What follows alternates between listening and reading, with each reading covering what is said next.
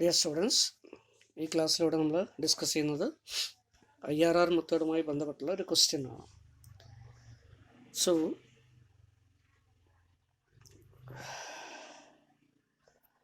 a company has currently under examination of a project which yields the following returns over the life of the project. So gross yield ആണ് അവിടെ തന്നിരിക്കുന്നത്. ഒരു കമ്പനിയിലെ പ്രോജക്റ്റിലേക്ക് invest ചെയ്യുന്നു, അതിൻ്റെ gross yield തന്നിട്ടുണ്ട്. 5 വർഷമാണ് കാലാവധി. ഓക്കെ, അപ്പോൾ ഗ്രോസ് ഈൽഡ് എന്ന് പറയുമ്പോൾ എന്തായിരിക്കും വരിക? ഗ്രോസ് പ്രോഫിറ്റ് എന്ന് വേണമെങ്കിൽ എടുക്കാം. ഓക്കെ, അപ്പോൾ ഇവിടെ പ്രോഫിറ്റ് ഗ്രോസ് പ്രോഫിറ്റാണ് തന്നിരിക്കുന്നത്. ഒരുപക്ഷെ ഡിപ്രീസിയേഷൻ അതിൽ അഡ്ജസ്റ്റ് ചെയ്തിട്ടുണ്ടാവില്ല, അല്ലേ? ടാക്സ് അഡ്ജസ്റ്റ് ചെയ്തിട്ടുണ്ടാവില്ല. അപ്പോൾ അങ്ങനെയുള്ളൊരു പ്രോഫിറ്റാണ് 80,000, 90,000 and 83,000. 5 വർഷത്തേക്ക് തന്നിട്ടുണ്ട്. The cost of machinery to be installed amounts rupees 2 lakh. Original cost തന്നിട്ടുണ്ട് 2 ലക്ഷം രൂപ. The machine is to be depreciated at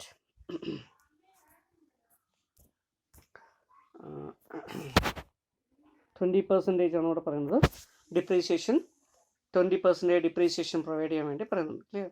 income tax അതുപോലെ തന്നെ WDV ആണ് ഇതിലെ ഡിപ്രീസിയേഷൻ മെത്തേഡ്. എന്താ WDV?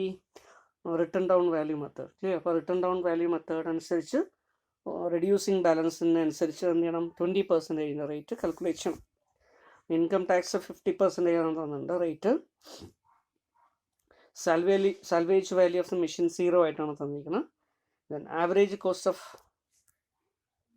Rising is 11%. Capital cost of capital എന്ന് പറയുന്നത് 11%. അപ്പോൾ മിനിമം ക്യാപിറ്റൽ അല്ലെങ്കിൽ minimum cost of capital, minimum rate of return 11% തന്നിട്ടുണ്ട്. അപ്പോൾ നമ്മൾ കിട്ടിയിരിക്കുന്ന IRR ഇതുമായിട്ട് കമ്പയർ ചെയ്തിട്ട് അത് കൂടുതലാണെങ്കിൽ മാത്രമേ, ഇതിനേക്കാളും കൂടുതലാണെങ്കിൽ മാത്രമേ അക്സെപ്റ്റ് ചെയ്യാൻ പറ്റൂ. So would you recommend accepting the project under the IRR method? അതാണ് നമ്മളത്തെ ക്വസ്റ്റ്യൻ ചോദിച്ചിരിക്കുന്നത്. ക്വസ്റ്റ്യനിൽ തന്നെ നമുക്ക് ടേബിൾ വാല്യൂയും തന്നിട്ടുണ്ട്. അപ്പോൾ നമ്മൾ ടേബിൾ വേറെ നോക്കേണ്ട കാര്യമില്ല. ക്ലിയർ? ഇയർ വൈസ് ആയുള്ള ടേബിൾ തന്നിട്ടുണ്ട്. Clear? Then 10% present value factor. Clear? 2 ഡെസിമലിലേക്ക് കുറച്ചിട്ടാണ് തന്നിരിക്കുന്നത്. 14% 2 ഡെസിമലിലേക്ക് കുറച്ചിട്ടാണ് തന്നിരിക്കുന്നത്. അപ്പോൾ ഇങ്ങനെ 2 റേറ്റ് തന്നിട്ടുണ്ട്, അതിൻ്റെ പ്രസൻറ്റ് വാല്യൂ തന്നിട്ടുണ്ടെന്ന് വിചാരിക്കുക, അല്ലെങ്കിൽ റേറ്റ് എങ്കിലും തന്നിട്ടുണ്ടെന്ന് വിചാരിക്കുക. ക്ലിയർ? ഒരു ഹയർ റേറ്റും ലോവർ റേറ്റും തന്നിട്ടുണ്ടെങ്കിൽ നമുക്ക് എന്ത് ചെയ്യാം? ആ റേറ്റ് വെച്ച് തന്നെ എടുക്കുക. അല്ല, ഒരു ഫസ്റ്റ് ട്രയൽ റേറ്റ് ആയി തന്നെ തന്നിട്ടുണ്ടെന്ന് വിചാരിക്കുക, ആ റേറ്റ് വെച്ച് തന്നെ നമുക്ക് തുടങ്ങാം. ക്ലിയർ? അപ്പോൾ ഇവിടെ നമ്മൾ വേറെ ഒന്നും ചെയ്യേണ്ട കാര്യമില്ല. ഈ 2 റേറ്റിനെയും ബേസ് ചെയ്തിട്ട് പ്രസൻറ്റ് വാല്യൂ കാൽക്കുലേറ്റ് ചെയ്തിട്ട് IRR കാൽക്കുലേറ്റ് ചെയ്താൽ മാത്രം മതി. ഓക്കെ, പക്ഷേ ഒരു കാര്യമുണ്ട്. ക്വസ്റ്റ്യനിൽ തന്നിരിക്കുന്ന ഇൻഫർമേഷൻ അനുസരിച്ച് ഇവിടെ തന്നിരിക്കുന്ന ഗ്രോസ് പ്രോഫിറ്റിനെ എന്താക്കി മാറ്റണം? ക്യാഷ് ഇൻഫ്ലോ ആക്കി മാറ്റണം. അപ്പോൾ ഗ്രോസ് പ്രോഫിറ്റിനെ ക്യാഷ് ഇൻഫ്ലോ ആക്കി മാറ്റിയിട്ട് വേണം ബാക്കി ചെയ്യാൻ. അപ്പോൾ നമ്മൾ ആദ്യം ചെയ്യേണ്ടത് statement showing calculation of cash flow, അല്ലെങ്കിൽ statement showing cash inflow. Cash inflow നമ്മൾ അങ്ങനെ കണ്ടുപിടിക്കും. അപ്പോൾ അതിന് വേണ്ടി നമുക്ക് എന്ത് ചെയ്യാം? Year column, gross profit, depreciation at the rate of 20% ആണ് കേട്ടോ, 20%. Okay, EBT, earnings before tax, tax, EAT, cash inflow. Clear? Cash inflow എങ്ങനെ കണ്ടുപിടിക്കും? EAT പ്ലസ് ഡിപ്രീസിയേഷൻ ആണ്, അല്ലേ? Plus depreciation. So that is equal to cash inflow. അപ്പോൾ നമ്മൾ 5 വർഷത്തേക്കുള്ള year എഴുതി, 5 വർഷത്തെ നമ്മൾ പ്രോഫിറ്റ് തന്നിരിക്കുന്ന ഗിവൺ പ്രോഫിറ്റ് മുഴുവൻ എടുത്ത് എഴുതി, അല്ലേ? ഇനി ഓരോന്നിൻ്റെ എന്ത് ചെയ്യണം? അല്ലേ, മെഷീനറിയുടെയാണ്, ഏതിൻ്റെയാണ് 20% എടുക്കേണ്ടത്? പ്രോഫിറ്റിൻ്റെ 20% എടുക്കണോ? മെഷീനറിയുടെ വാല്യൂ ആയിട്ടുള്ള 2 ലാഖിൻ്റെ 20% എടുക്കണോ? അല്ലേ? അപ്പോൾ നമ്മൾ ആദ്യത്തെ വർഷം എടുക്കുമ്പോൾ 2 ലാഖാണ് വരിക, അല്ലേ? മെഷീനറിയുടെ ഒറിജിനൽ കോസ്റ്റ്, അതിൻ്റെ 20% എടുക്കണം. ക്ലിയർ? 20/100 ചെയ്യുമ്പോൾ 40,000 റുപ്പീസ് കിട്ടും. ഇനി രണ്ടാമത്തെ വർഷത്തെ ഡിപ്രീസിയേഷൻ എടുക്കുമ്പോൾ എന്ത് ചെയ്യേണ്ടി വരും? 2 ലക്ഷത്തിൽ നിന്ന് 40,000 രൂപ കുറഞ്ഞു. ബാക്കി എത്രയുണ്ട്? 1,60,000 ഉള്ളൂ. അപ്പോൾ 1,60,000 20% കണ്ടുപിടിക്കണം. അപ്പോൾ 32,000 കിട്ടും. ഇനി 1,60,000 വീണ്ടും എന്ത് ചെയ്യണം? 32,000 കുറയ്ക്കണം. ക്ലിയർ? ദെൻ എന്നിട്ട് അതിൻ്റെ 20% എടുക്കണം. അപ്പോൾ 25,600 കിട്ടും. ഇങ്ങനെ ഓരോന്നും ചെയ്തു തരിക. ക്ലിയർ?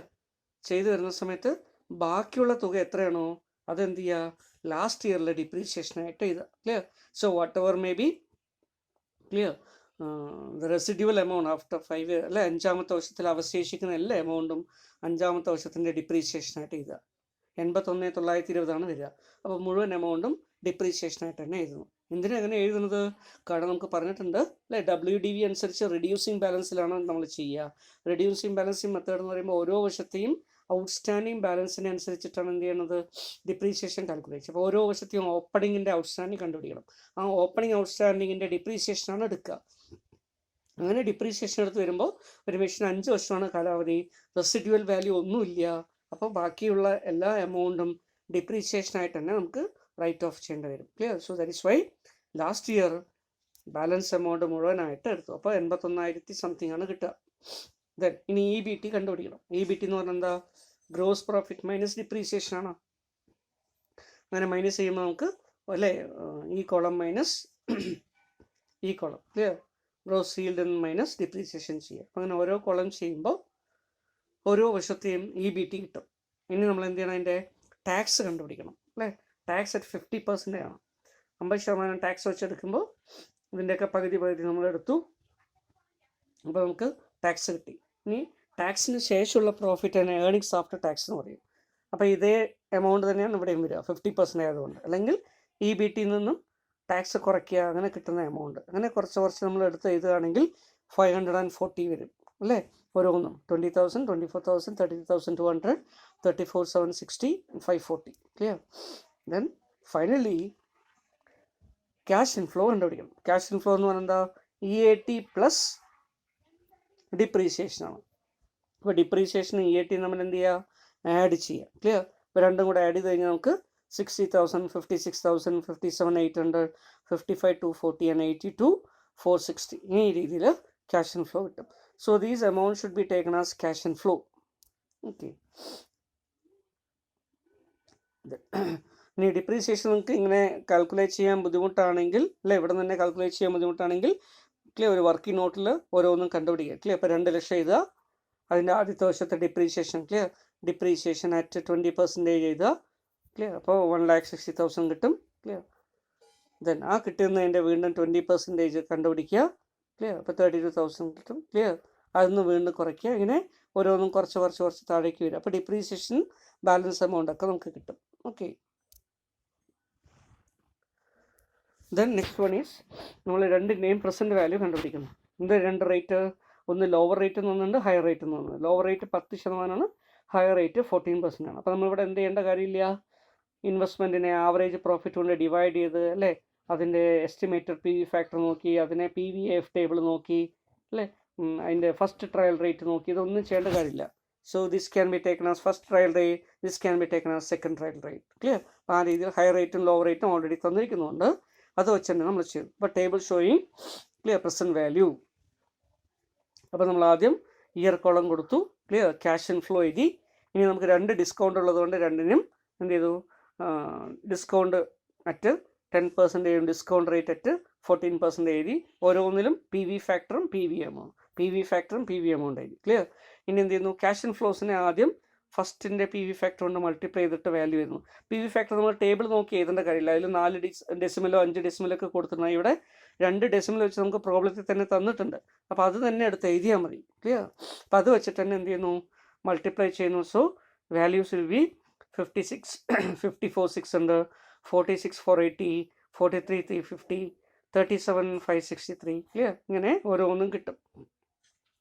എല്ലാം കൂടെ ആഡ് ചെയ്യുക. നമുക്കിപ്പോൾ ടോട്ടൽ ക്യാഷ് ഇൻഫ്ലോ കിട്ടി 2,33,118. അല്ലേ?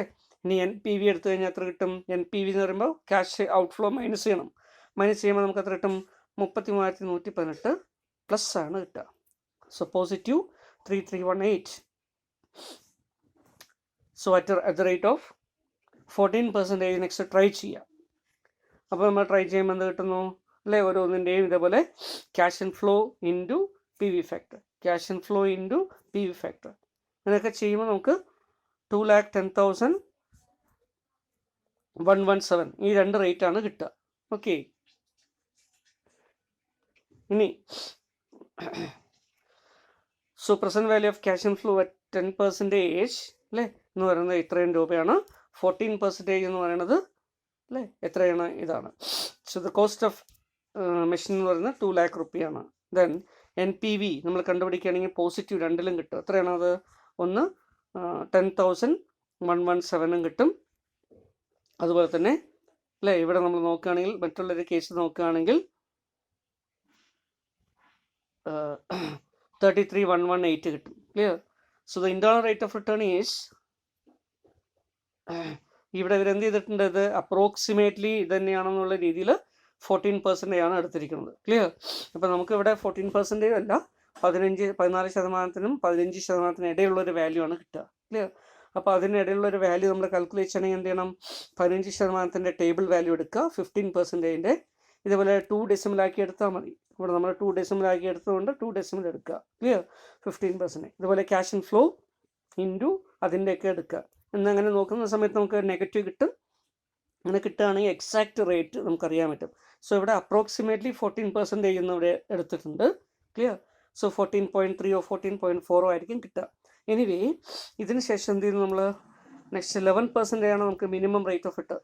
അതുകൊണ്ട് ഈ പ്രോജക്റ്റ് അക്സെപ്റ്റ് ചെയ്യണോ വേണ്ടയോ? അക്സെപ്റ്റ് ചെയ്യാം. എന്താ കാരണം അല്ലേ? ഫർദർ കാൽക്കുലേഷൻ ഒന്നും ചെയ്യണമെന്നില്ല. Because our IRR is greater than more than 14% ആണ്. 14%-നേക്കാളും കൂടുതലുണ്ട് എന്തായാലും.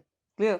ദെർഫോർ അല്ലേ നമുക്ക് 11% മിനിമം വേണ്ട റേറ്റ് ഓഫ് റിട്ടേൺ. അതിനേക്കാളും കൂടുതൽ റേറ്റ് ഓഫ് റിട്ടേൺ നമുക്ക് ഈ പ്രോജക്റ്റിലൂടെ കിട്ടും. അപ്പോൾ അതുകൊണ്ട് എന്ത് ചെയ്യാം? The project can be accepted. അപ്പം എന്താ ഡിസിഷൻ എഴുതുക? റെക്കമെൻഡേഷൻ എന്താ എഴുതുക?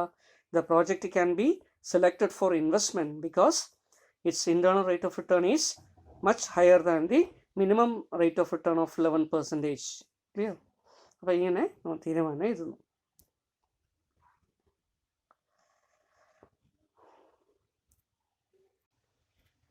സോ വേറൊരു ക്വസ്റ്റ്യൻ നമ്മൾ നോക്കുകയാണെങ്കിൽ ക്ലിയർ? അപ്പോൾ 6,000 രൂപ പ്രോജക്റ്റിൻ്റെ കോസ്റ്റ് ആയിട്ടുള്ള ഒരു പ്രോജക്റ്റ്. ക്ലിയർ? അതിന് ആനുവൽ ക്യാഷ് ഇൻഫ്ലോ എന്ന് പറയുന്നത് 2,000 രൂപ വീതമാണ്. 5 വർഷമാണ് കാലാവധി. ക്ലിയർ? അപ്പോൾ നമുക്ക് എങ്ങനെ അത് കാൽക്കുലേറ്റ് ചെയ്തെടുക്കാൻ പറ്റും? ഓക്കെ, IRR കാൽക്കുലേറ്റ് ചെയ്യുമ്പോൾ നമ്മൾ ആദ്യം എസ്റ്റിമേറ്റഡ് PV ഫാക്ടർ നോക്കും അല്ലേ? അപ്പോൾ നമുക്ക് എത്ര കിട്ടി? ഇനീഷ്യൽ ഇൻവെസ്റ്റ്മെൻറ്റ് 6,000 ആണ്, ആനുവൽ ക്യാഷ് ഇൻഫ്ലോ 2,000, അപ്പോൾ 3 എന്ന് കിട്ടും. ക്ലിയർ? അപ്പോൾ നമ്മൾ ഇനി എന്ത് ചെയ്യുന്നു? അടുത്തത് സ്റ്റെപ്പ് നമ്പർ 2 നമ്മൾ ടേബിൾ എടുത്ത് അല്ലേ PVAF ടേബിൾ എടുത്ത് നമ്മളതിൽ എന്ത് ചെയ്യുന്നു? PVAF ടേബിളിൽ ഓക്കെ 5 വർഷത്തിന് നേർക്ക് ഈ 3 വരുന്നത് എവിടെയാണെന്ന് നോക്കുന്നു. ക്ലിയർ? സോ അങ്ങനെ വരുന്ന സമയത്ത് നമുക്ക് എന്ത് കിട്ടുന്നു? നിയറസ്റ്റ് ആയിട്ട് വരുന്ന ഒരു കാര്യം 3.127 വരുന്നുണ്ട്. ക്ലിയർ? അറ്റ് 18%, 18%. അപ്പോൾ നമ്മൾ 18%-ൻ്റെ ഒരു ഫസ്റ്റ് ട്രയൽ റേറ്റ് ആയിട്ട് അതെടുത്തു. അപ്പോൾ 18%-ൻ്റെ ട്രയൽ റേറ്റ് ആയിട്ട് നമ്മൾ PV കാൽക്കുലേറ്റ് ചെയ്യുമ്പോൾ സ്റ്റെപ്പ് നമ്പർ 3 നമ്മൾ എന്ത് ചെയ്യണം? പ്രസൻറ്റ് വാല്യൂ കാൽക്കുലേറ്റ് ചെയ്യണം. അങ്ങനെ പ്രസൻറ്റ് വാല്യൂ കാൽക്കുലേറ്റ് ചെയ്യുമ്പോൾ എന്ത് ചെയ്യുന്നു? 2,000 ക്യാഷ് അല്ലേ? ക്യാഷ് ഇൻ ഫ്ലോ അല്ലെങ്കിൽ ആനുവിറ്റി ഇൻറ്റു PVAF ആണ് നമ്മുടെ ഫോമുല അല്ലേ? ടേബിൾ ഉപയോഗിച്ച് ചെയ്യുമ്പോൾ എങ്ങനെയാണ് ചെയ്യുക? അപ്പോൾ പ്രസൻറ്റ് വാല്യൂ ആനുവിറ്റി ഫാക്ടർ എന്ന് പറയുന്നത് 3.127 ആണ്. ക്ലിയർ?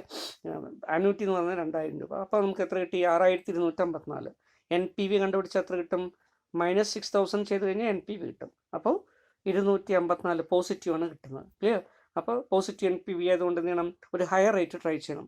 So let's try 20%. നമ്മൾ 20% ഒരു ഹയർ റേറ്റ് എടുത്തു. ക്ലിയർ?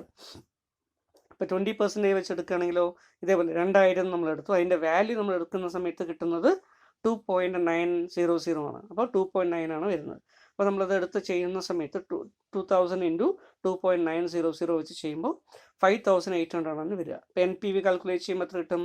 സോ ദാറ്റ് ഇസ് കിട്ടും -200 ആണ് കിട്ടുക. ക്ലിയർ? അപ്പോൾ പോസിറ്റീവായി നെഗറ്റീവായി. ഇനി നമുക്ക് എന്ത് ചെയ്താൽ മതി? ഇൻ്റർപൊളേറ്റ് ചെയ്താൽ മതി. ഇൻ്റർപൊളേഷൻ ചെയ്യുമ്പോൾ എന്ത് ചെയ്യുന്നു? L + P1 - Q / P1 - P2 × H - L നമ്മൾ ചെയ്യുന്നു അല്ലേ?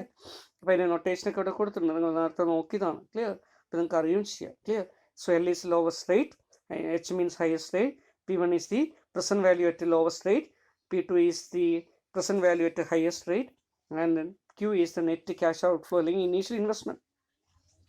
ഇത് വെച്ച് നമ്മൾ സബ്സ്റ്റിറ്റ്യൂട്ട് ചെയ്യുമ്പോൾ 18% അല്ലേ പ്ലസ് അല്ലേ? ഇത്രയും നമ്മൾ ആദ്യം ചെയ്യണം കേട്ടോ. അപ്പോൾ present value of lowest amount, lowest present value എന്ന് പറയുന്നത്, ലോവസ്റ്റ് റേറ്റിൻ്റെ പ്രസൻറ്റ് വാല്യൂ എന്ന് പറയുന്നത് 6,254 ആണ്. ഇൻവെസ്റ്റ്മെൻറ്റ് 6,000 ആണ് അല്ലേ? ഇനി lowest present value minus highest present അല്ലേ റേറ്റിൻ്റെ ഹയസ്റ്റ് റേറ്റിൻ്റെ പ്രസൻറ്റ് വാല്യൂ എന്ന് പറയുന്നത് 6254 minus 5800. Therefore അല്ലേ ഇനി എച്ച് മൈനസ് എല്ലാം നമ്മൾ ചെയ്യുമ്പോൾ 20 മൈനസ് 18 ആണ് വരിക. ക്ലിയർ? അപ്പോൾ ഇതെല്ലാം ചെയ്ത് കഴിഞ്ഞാൽ റെഡ്യൂസ് ചെയ്ത് കഴിഞ്ഞാൽ 18% പ്ലസ് 254 ഡിവൈഡ് ബൈ 554 ഇൻറ്റു 2 കിട്ടി. ക്ലിയർ? 2 എങ്ങനെ കിട്ടിയത്? 20 മൈനസ് 18. ക്ലിയർ? ഇനി അങ്ങനെ വരുന്ന സമയത്ത് ആദ്യം എന്ത് ചെയ്യണം? ഇത്രയും പോർഷൻ ആദ്യം ചെയ്യണം കേട്ടോ.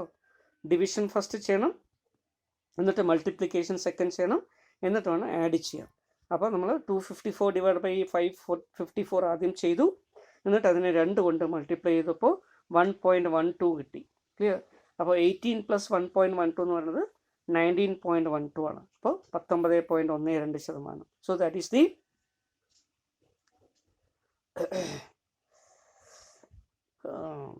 IRR, internal rate of return. ഇനി ആൾട്ടർനേറ്റീവ്ലി ഇത് വേറെ രീതിയിലും ചെയ്യാം. എങ്ങനെയാണ് ചെയ്യുന്നത് ചോദിച്ചു കഴിഞ്ഞാൽ, ക്ലിയർ,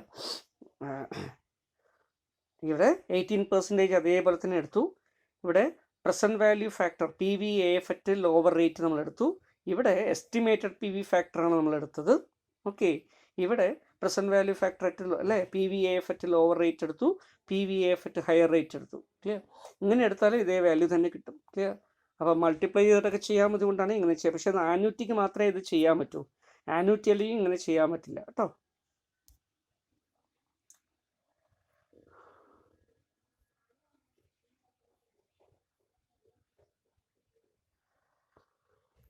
അപ്പോൾ ഇതിൽ ടെക്സ്റ്റ് ബുക്കിൽ പ്രോബ്ലംസ് ഒക്കെ ഉണ്ടാവും, എടുത്ത് നിങ്ങൾ ചെയ്ത് നോക്കുക കേട്ടോ.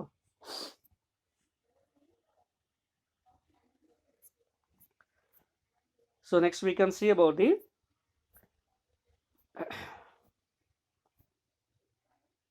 advantages and disadvantages of IRR. Clear? IRR method advantage എന്താണ്, disadvantage എന്താണ്. So advantages of IRR. Number 1, so like the net present value method, it takes into account time value of money. Clear? ഈ മെത്തേഡിൽ time value of money adjust അല്ലേ consider ചെയ്യുന്നു, time adjusted rate of return calculate ചെയ്യുന്നു, cash ഇൻഫ്ലോസിനെ മുഴുവൻ നമ്മൾ എന്ത് ചെയ്യുന്നു, ഡിസ്കൗണ്ട് ചെയ്ത് പ്രസൻറ്റ് വാല്യൂയിലേക്ക് മാറ്റുന്നു. ഇത് എൻ്റെ അഡ്വാൻറ്റേജ് ആയിട്ട് പറയാം. It considers profitability of the project of the entire life of the project അല്ലേ, എക്കണോമിക് ലൈഫിൻ്റെ മുഴുവനായിട്ടുള്ള പ്രോഫിറ്റബിലിറ്റി നമ്മൾ എടുക്കുന്നുണ്ട് എന്നുള്ളത് വേറൊരു അഡ്വാൻറ്റേജ് ആണ്. Then determination of cost of capital is not a prerequisite. മറ്റുള്ള മെത്തേഡൊക്കെ ചെയ്യുമ്പോൾ നമ്മൾ ആദ്യം തന്നെ ഒരു മിനിമം റേറ്റ് ഓഫ് റിട്ടേൺ അല്ലെങ്കിൽ കോസ്റ്റ് ഓഫ് ക്യാപിറ്റൽ അസ്യൂം ചെയ്യണം, അല്ലെങ്കിൽ ഡിറ്റർമിൻ ചെയ്യണം. ഇവിടെ അതിൻ്റെ ആവശ്യമില്ല. കാരണം എന്താ, നമുക്ക് ഡിസ്കൗണ്ട് ചെയ്തിട്ട് കിട്ടുന്ന റേറ്റ് ആണ് അല്ലെ, ഇക്വേറ്റ് ചെയ്യുന്ന റേറ്റ് ആണ്. പ്രസൻറ്റ് വാല്യൂ ഓഫ് ക്യാഷ് ഇൻഫ്ലോസും ഔട്ട്ഫ്ലോസും ഇക്വേറ്റ് ചെയ്യുന്ന റേറ്റ് ആണ് IRR. അതുകൊണ്ട് തന്നെ ഈ കോസ്റ്റ് ഓഫ് ക്യാപിറ്റൽ മുൻകൂട്ടി കണ്ടെത്തുക എന്നുള്ളൊരു ആവശ്യമില്ല. ക്ലിയർ? അപ്പോൾ അതൊരു അഡ്വാൻറ്റേജ് ആയിട്ട് പറയാം. It provides the uniform ranking of various proposals due two percentage rate of return അല്ലേ. കുറേ വേരിയഡ് ആയിട്ടുള്ള കുറേ പ്രോജക്റ്റുകൾ ഉണ്ടെന്ന് വിചാരിക്കുക. അതിനെയൊക്കെ നമുക്ക് യൂണിഫോം ആയിട്ട് റാങ്ക് ചെയ്യണമെങ്കിലോ, ക്ലിയർ, അതിൻ്റെ മെറിറ്റ് അനുസരിച്ച് റാങ്ക് ചെയ്യണമെങ്കിൽ ഇതിനൊക്കെ ഒരു കോമൺ ഡിനോമിനേറ്ററിൽ കൊണ്ടുവരണം. അപ്പോൾ അതിന് നമുക്ക് ഏറ്റവും നല്ലത് എന്താണ്, റേറ്റ് ഓഫ് റിട്ടേൺ ആണ്. ആ റേറ്റ് ഓഫ് റിട്ടേൺ ഇവിടെ time adjusted rate of return ആണ് ഇവിടെ കാൽക്കുലേറ്റ് ചെയ്യുന്നത്. അതുകൊണ്ട് എന്ത് പറയുന്നു, this method is clear advantages because it calculates rate of return which is clear better for clear ranking the projects. Okay, the method is also compatible with the objective of maximum profitability and is considered to be the more reliable technique of capital budgeting. ഏറ്റവും reliable ആയിട്ടുള്ള ഒരു capital budgeting ടെക്നിക്കായിട്ട് അറിയപ്പെടുന്നു. Clear? ഏത് IRR. Clear? കുറച്ചുകൂടെ reliable ആണ്. അതുപോലെ തന്നെ പ്രോഫിറ്റബിലിറ്റിയുടെ അല്ലേ കാര്യങ്ങൾ കൂടെ ഇവിടെ ശ്രദ്ധിക്കുന്നുണ്ട്. കമ്പാറ്റബിൾ മീൻസ് എന്താണ്, അനുയോജ്യമാണ്. പ്രോഫിറ്റബിലിറ്റി മാക്സിമൈസേഷൻ അങ്ങനെയുള്ള ഒബ്ജക്റ്റീവിലൊക്കെ ഇത് കമ്പാറ്റബിൾ ആണെന്ന് നമുക്ക് പറയാൻ പറ്റും. പക്ഷേ എങ്കിൽ ഇതിന് ഡിസഡ്വാൻറ്റേജ് ഉണ്ട്. എന്തൊക്കെയാണ് disadvantage? Number 1, clear, it is difficult to understand and ഈ very most difficult method of evaluating investment. Clear അല്ലേ?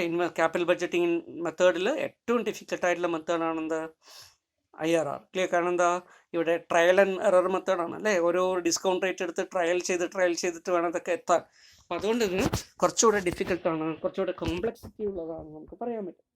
So this method is based upon the assumption that the earnings are reinvested at the internal rate of return for the remaining life of the project.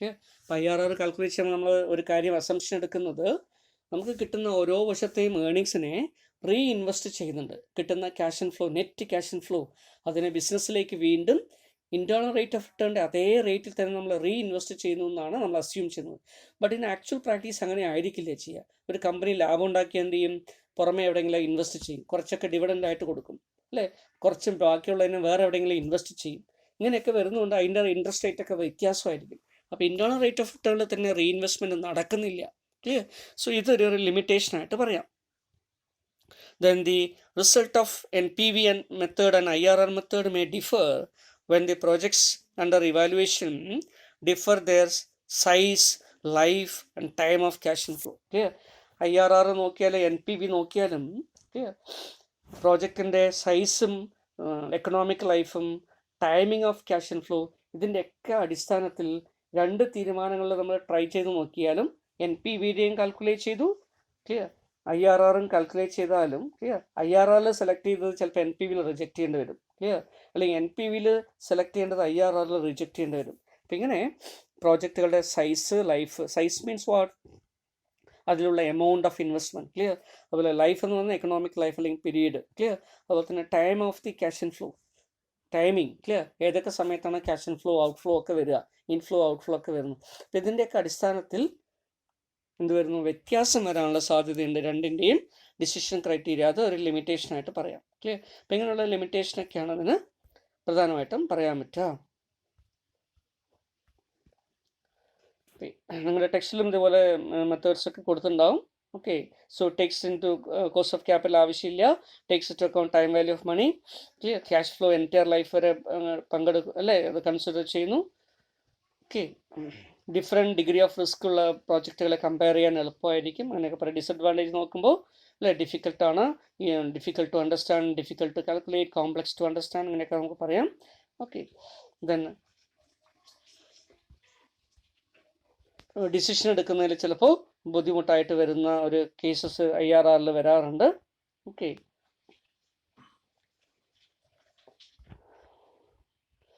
So under IRR conditions of irregular cash flow ഒക്കെ വരുന്നതാണെങ്കിൽ ഇതിൻ്റെ calculation കുറച്ചുകൂടെ ഡിഫിക്കൽട്ടാണ്. Okay, negative rate of അല്ലേ or multiple rate അങ്ങനെയൊക്കെ വരാനുള്ള സാധ്യതയുണ്ട്. Clear, IRR calculate ചെയ്യുന്ന സമയത്ത് ചിലപ്പോൾ അല്ലേ നെഗറ്റീവ് റേറ്റ് വരാൻ സാധ്യതയുണ്ട്. നമ്മൾ ഡിസ്കൗണ്ടിങ് ഒക്കെ ക്യാഷ് ഫ്ലോ ഒക്കെ ഡിസ്കൗണ്ട് ചെയ്തിട്ട് അവസാനം അതിൻ്റെ റേറ്റ് ഓഫ് റിട്ടേൺ ഒക്കെ നമ്മൾ നോക്കുന്ന സമയത്ത് എന്തായിട്ട് മാറുന്നത്, നെഗറ്റീവ് റേറ്റിലേക്ക് മാറാനുള്ള സാധ്യത വരും. ക്ലിയർ, അപ്പോൾ ആ രീതിയിലും വരാം. So it is rather confusing. Clear? Then it yields result consistent with NPV. Clear? എന്തുമായിട്ട് വരുന്നു, ദാറ്റ് ഈസ് നമ്മൾ നോക്കുന്ന സമയത്ത് it yields a result consistent with NPV, inconsistent with NPV അല്ലെ, നേരത്തെ നോക്കിയ പോലെ സൈസോ ടൈമിങ് അല്ലെ, ടൈമിങ് ഓഫ് ഇൻഫ്ലോസ് അല്ലെങ്കിൽ എക്കണോമിക് ലൈഫ് ഇതിൻ്റെയൊക്കെ അടിസ്ഥാനത്തിൽ നോക്കുമ്പോൾ NPVയുടെയും IRRൻ്റെയും ഡിസിഷൻ ചിലപ്പോൾ അങ്ങോട്ടും ഇങ്ങോട്ടും പരസ്പര വിരുദ്ധമായിട്ട് മാറാം. Okay, so it apply mainly in large projects. സാധാരണ ലാർജ് പ്രോജക്റ്റുകൾക്കൊക്കെയാണ് IRR കുറച്ചുകൂടെ അപ്ലൈ ചെയ്യുന്നത് സ്യൂട്ടബിൾ ആയിട്ട് മതി. ക്ലിയർ, ഇതിൻ്റെ കമ്പാരിസൺ നോക്കുകയാണെങ്കിൽ സിമിലാരിറ്റീസ് ഉണ്ട്, ഡിസിമിലാരിറ്റി ഉണ്ട്. Clear, so what are the similarities between NPV and IRR? So both considers time value of money. Clear, രണ്ടിലും ടൈം വാല്യൂ കൺസിഡർ ചെയ്യുന്നു. ഡിസ്കൗണ്ടഡ് ക്യാഷ് ഫ്ലോ ടെക്നിക്കാണ് രണ്ടും. Clear, so both lead to the same acceptance reject decision rules when there is a single project. Single project മാത്രമേ ഉള്ളെങ്കിൽ രണ്ടിലും ഒരേ തരത്തിലുള്ള ഡിസിഷനായിരിക്കും മിക്കവാറും വരിക. ക്ലിയർ, ചില ഡിഫറൻസ് വരാം, അത് നമ്മൾ നേരത്തെ നോക്കി. Clear, then both methods use cash and flows after tax.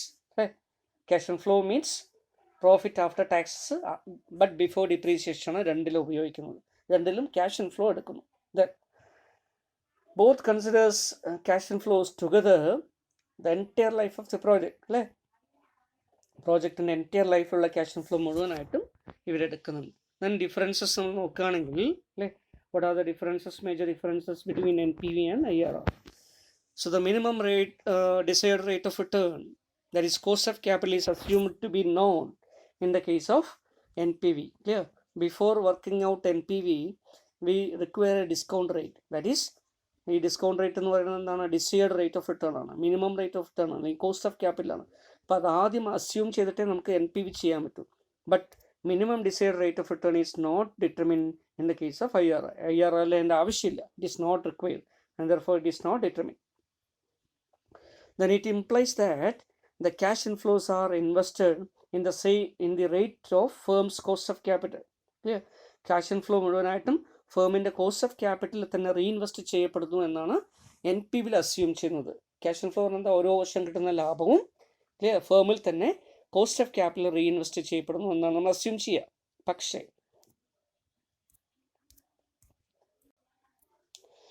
but under internal rate of return method, cash inflows are reinvested at the IRR of the project. Internal rate of return എന്താണോ ആ റേറ്റിലാണ് cash inflows ഒക്കെ reinvest ചെയ്യപ്പെടുന്നത് നമ്മളവിടെ assume ചെയ്യുന്നു. So it gives absolute return in the case of NPV അല്ലേ. അപ്പോൾ NPV നമ്മൾ ചെയ്യുന്ന സമയത്ത് നമ്മുടെ മിനിമം റേറ്റ് ഓഫ് റിട്ടേണിനെ അല്ലെങ്കിൽ റിക്വയർഡ് അല്ലെങ്കിൽ ഡിസൈഡ് റേറ്റ് ഓഫ് റിട്ടേണിനെക്കാളും എത്ര രൂപ കൂടുതൽ കിട്ടുന്നു എന്നാണ് നമുക്ക് വരിക. അബ്സല്യൂട്ട് വാല്യൂലാണ് വരിക. അതുകൊണ്ടാണ് പ്ലസ് 564 പറഞ്ഞാൽ എന്താണ്? 564 റുപ്യ കൂടുതൽ കിട്ടിയെന്ന് അർത്ഥം. അല്ല 5640 ആണെങ്കിലോ അത്രയും കൂടുതൽ കിട്ടിയെന്ന് അർത്ഥം. പക്ഷേ ഇവിടെ എന്ത് ചെയ്തില്ല? അബ്സല്യൂട്ട് റിട്ടേൺ അല്ല കിട്ടുക. പകരം എന്താണ്? നമ്മൾ പെർസെൻറ്റേജ് ആണ് നമ്മൾ കണ്ടുപിടിക്കുന്നത് അല്ലേ. 20% അല്ലെങ്കിൽ 14%, ഇങ്ങനെ ശതമാനത്തിലാണ് നമ്മളത് കണ്ടുപിടിക്കുന്നത്. Then NPV of different projects can be added അല്ലേ. ഡിഫറെൻറ്റ് NPV ഉള്ള പ്രോജക്റ്റുകളെ തമ്മിൽ നമുക്ക് ആഡപ്പ് ചെയ്തിട്ട് ഒറ്റ പ്രോജക്റ്റ് അല്ലേ ഇൻവെസ്റ്റ്മെൻറ്റ് ചെയ്യാൻ പറ്റും.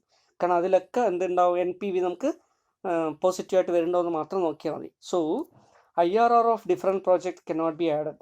കാരണം എന്താ? ഓരോ പ്രോജക്റ്റ് ചെയ്യുമ്പോഴും ഡിഫറെൻറ്റ് IRR ആണ് വരിക. അപ്പോൾ അങ്ങനെ കിട്ടുന്ന IRRനെ തമ്മിൽ വീണ്ടും നമുക്ക് കൂട്ടാൻ പറ്റില്ല. ക്ലിയർ? ഫോർ എക്സാമ്പിൾ നമ്മളിപ്പോൾ 3 പ്രോജക്റ്റ് ഇവിടെ എടുക്കണമെന്ന് വിചാരിക്കുക. ഒരെണ്ണത്തിൽ നമുക്ക് +500 കിട്ടിയത്, ഒരെണ്ണത്തിൽ +600 കിട്ടിയത്, വേറെ എണ്ണത്തിൽ നമുക്ക് 300 കിട്ടിയത്. അങ്ങനെയാണെങ്കിൽ ആകെ എത്ര NPV 3 നമ്മൾ ഇൻവെസ്റ്റ് ചെയ്യുകയാണെങ്കിൽ ആകെ നമുക്ക് എത്ര കിട്ടുമെന്ന് ചോദിച്ചു കഴിഞ്ഞാൽ നമുക്ക് 1600 1400 നമുക്ക് പറയാൻ പറ്റും. ക്ലിയർ?